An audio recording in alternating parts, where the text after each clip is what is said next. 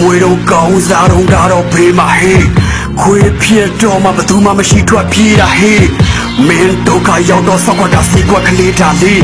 ရွှေနဲ့ကြီးဆိုတာမင်းသိလားလိမ့်မတနေ့မှဟဲ့ညီကိုမောင်နှမပေးရင်ဒုတိယဆင်ကတငယ်ချင်းငါဖြူစင်ကကျွေးမွေးကမင်းအပေါ်မှာတကယ်ချင်းဘတော်မှချောင်းမချဘူးရောက်ငါလက်တစ်ဖက်နဲ့အမြဲတမ်းကဲခြင်းမင်းတစ်ဖက်နဲ့တစ်ဖက်ငါပွဲစားလို့ဘာကြောင့်တည့်ခြင်းကိုရှိတော့သူစားသူရှိတော့ဖွာစားမင်းပြဲသလိုပြဲတတ်တဲ့ဟျောက်ဒီမှာကြည့်မင်းမစပတ်ကွာစောက်တင်းနဲ့တက်လာတယ်တယောက်တည်းနေပြီးမပတ်သက်တာတော့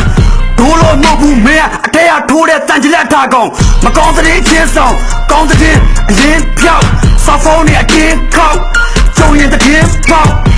ဓာတ်ကြီးဘလူးလို့ခေါင်းဆယ်လုံးနဲ့မင်းလျှောက်ဒီတချင်းနဲ့ရာမလေးတော့တင်လိုက်တယ်ကွာမင်းဖြောက်အပေါင်းတဲ့အတင်းအပေါင်းတဲ့အပေါင်းအတင်းအပေါင်းအပေါင်းအတင်းပေါင်း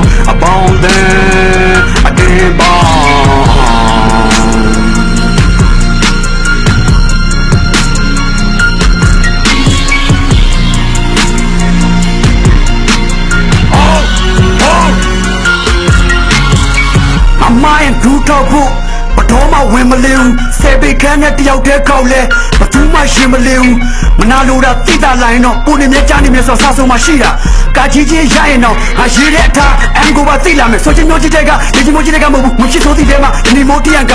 သောင်းစားကောင်းစားတော့ခွက်လို့ခြင်းနဲ့အတိဆိုးပြန်တာအကျွေးတဲ့အစာတွေစားနှမ်းကြည့်ပြီးတိုးအန်ကွာ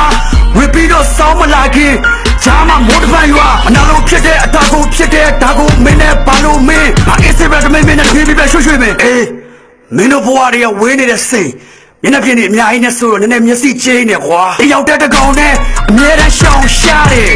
စူပါမန်ဖြစ်တဲ့နေ့ဂျိုကိုလုံးလုံးမှောင်ဝမ်းမယ်အပေါင်းအတင်းအပေါင်းအတင်း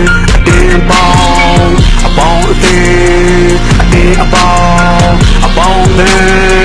အတင်းပေါင်း